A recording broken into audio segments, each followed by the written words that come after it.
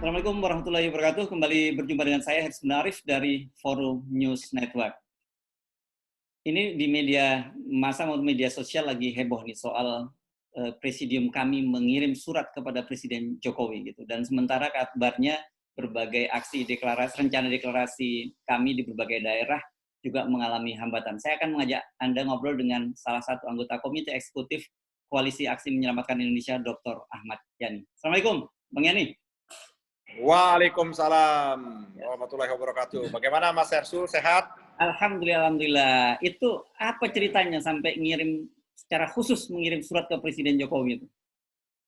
Ya, pertama tentunya kan penanggung jawab penyelenggaraan tata kelola pemerintah kan Presiden. Karena Ya. sistem kita kan sistemnya bersifat presidensial seperti itu. Karena kita ingin betul bahwa sejarah bangsa kita ini tidak terkubur.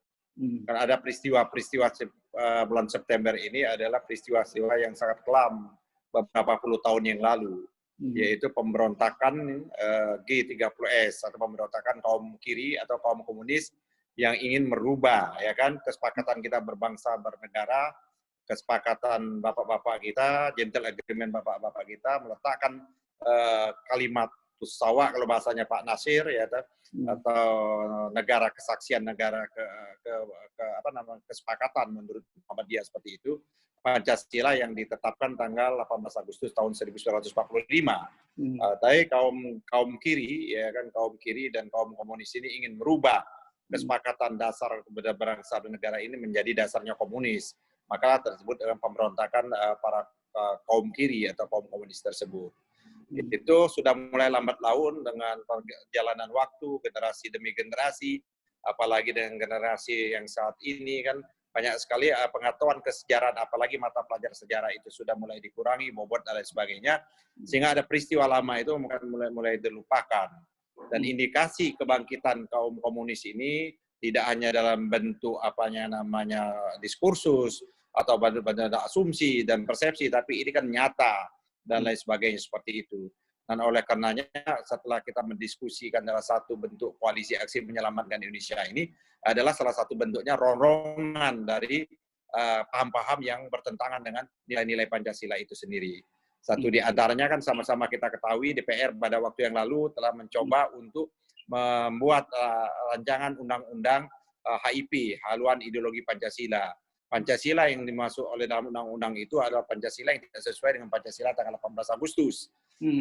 Seperti itu. Nah, oleh karenanya, maka karena ini momentum bulannya adalah bulan September, maka kami betul meminta kepada Presiden dalam kekuasaan dan kewenangannya untuk memerintahkan atau meminta kepada stasiun-stasiun televisi untuk memutarkan kembali film G30S, pengkhianatan G30S PKI itu. Itu yang pertama. Terus yang kedua adalah kita juga ingin menyampaikan surat juga kepada seluruh rakyat Indonesia dalam rangka untuk memperingati momentum kelam sejarah ini. Pada tanggal 30 September itu adalah mengibarkan bendera setengah tiang. Dan juga pada tanggal 1 Oktober adalah hari kemenangan Pancasila, itu kita minta kibarkan bendera satu tiang. Nah, ini yang sudah kita sampaikan kepada Pak Presiden dan kita sudah sampaikan juga kepada seluruh rakyat Indonesia. Itu yang kita buat surat yang ditujukan kepada Presiden dan kita juga buat surat terbuka seperti itu. Ya, kita tanya sekarang kami terutama itu sudah jauh lebih terbuka ya, berani menyebut bahwa banyak sekali, saya baca suratnya banyak sekarang di lembaga-lembaga pemerintahan sudah disusupi oleh anak cucu PKI. Itu memang punya fakta-fakta semacam itu? Ya, kan bukan asumsi kita. Dan bentuk pengakuan dan fakta-fakta itu kan sudah ada memang seperti itu. Dan kita bisa tracing kan, kita bisa jejak orang-orang per orang dan lain sebagainya, itu bisa kita lihat dan sebagainya. Dan itu sudah berulang kali sudah disampaikan. Apa yang dikemukakan oleh Pak GN pada beberapa tahun yang lalu dalam bentuk proxy war dan lain sebagainya, itu bagian dari rangkaian itu sendiri. Dan oleh karenanya memang indikasi-indikasi yang sekarang semakin hari semakin nampak dan nyata bahwa yang menyatakan bahwa agama menjadi musuh negara itu kan hanya PKI, ya kan, ideologi PKI dan ideologi komunis. Dan itu kan secara terjelas terungkapkan oleh Ketua BPIP pada waktu itu, ya kan, baru diangkat dia sudah menyatakan statnya sudah langsung personeling 5 menyatakan agama musuh Pancasila. Itu jelas adalah bagaimana kiri atau ini kan langkah-langkah yang mereka lakukan. Juga dengan rancangan undang-undang HIP. Terus sekarang kalau kita lihat Badan Ideologi Pembinaan Pancasila dan lain sebagainya. Dan ini memang terindikasi dengan data-data yang cukup aja, proxy war dan lain sebagainya seperti apa dikemukakan oleh Pak GN. Dengan sekarang ini nyata-nyata ulama dipersekusi dan lain sebagainya dengan istilah kadrun dan lain sebagainya. Istilah kadrun itu kan istilahnya komunis pada waktu itu. Ya, kadal kuburun itu kan istilah yang terem. Mereka terbiasa memberikan label gitu ya. Kalau dulu 7 setan kota dan sebagainya gitu-gitu ya. Ya, betul. Ya. Diksi-diksi narasi itu kan sudah mulai diproduksi sedemikian rupa. Kita sama-sama mengetahui sekarang bagaimana terjadi penganiayaan, pembacokan terhadap para ulama dan lain sebagainya. Itu juga mengingatkan orang kepada masa lalu. Karena musuh utama PKI itu hanya dua. Satu adalah TNI, ya kan, TNI itu dilumpuhkan sedemikian rupa. Kita sama-sama mengetahui. Yang kedua adalah umat Islam. Itu musuh mereka seperti itu. Karena benteng negara ini, suka atau tidak suka, adalah TNI dan umat Islam, ya, seperti itu. Nah, itu yang dianggap menjadi hambatan mereka, dan mereka tidak mau mengulangi kegagalan mereka. Mereka kan melalui proyeksi yang gagal, 48 gagal, mereka membungkus saja kegiatan mereka, 65 lebih rapi dari 48, nyaris mereka berhasil. Nyaris berhasil. Nah, oleh karena itu tentu mereka punya pola, metodologi, dan lain sebagainya. Kegagalan mereka tahun 65, mereka tidak mau lagi ada gagal kalau mereka melakukan gerakan. Oleh karena itu memang gerakan-gerakan mereka itu menurut saya memasuki ke unit-unit. Dan sama juga pada tahun 65 itu kan mereka masuk ke unit-unit TNI, unit-unit kepolisian dan lain sebagainya, menjadi OTP, organisasi tambah bentuk dan sebagainya. Dan ada juga yang manifest seperti itu. Nah, kita sama-sama mengetahui juga kan ada jejak-jejak orang apa yang dikemukakan oleh kayak Profesor Salim Said, ya kan, menyatakan ada paman dari seorang menteri kabinet ini yang jelas adalah bukan hanya terindikasi, jelas PKI, ya kan. Baru-baru kemarin juga ada wartawan senior dari Sumatera Barat yang menyatakan kakek seorang anggota DPR menyatakan seperti itu, dan lain sebagainya. Dan kalau kita bisa lihat, lacak sendiri, kalau dengan data, jangan-jangan memang sudah masuk dia ke unit-unit itu sendiri.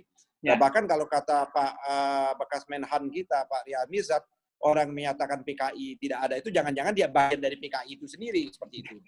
Jadi ini bukan, kan banyak dinyatakan bahwa Pak Gatot tuh menakut-nakuti dengan hantu PKI gitu.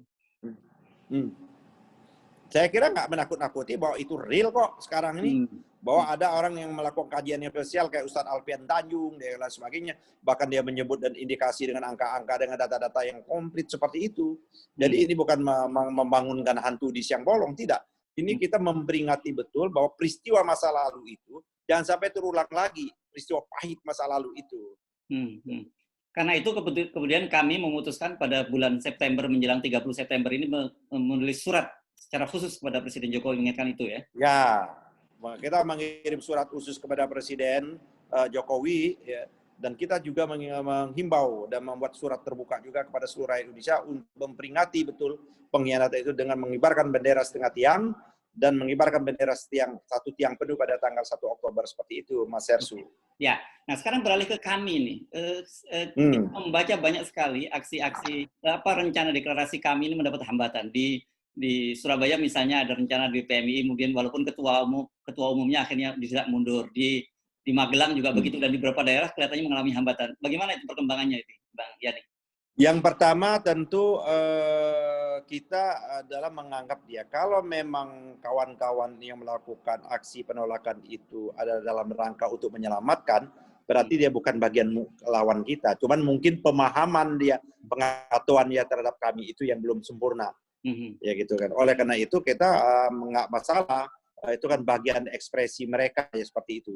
Teman, kita akan menyampaikan bahwa tujuan kami ini adalah dalam rangka untuk menyelamatkan bangsa ini. Nah, kalau mereka juga ada aksi itu dalam rangka untuk penyelamatan, sesungguhnya sama seperti itu. Kan memang ini polanya PKI kan mengadu domba. Pola PKI itu kan selalu mengadu domba antar kelompok, antar masyarakat, antar golongan, antar agama. Itu adalah selalu pola-pola itu yang dilakukan seperti itu. Tapi kalau mereka memang ada bagian dari kaum kiri atau bagian dari kaum komunis untuk membar itu, maka dia itu nyata lawan kita, bukan kawan seperti itu.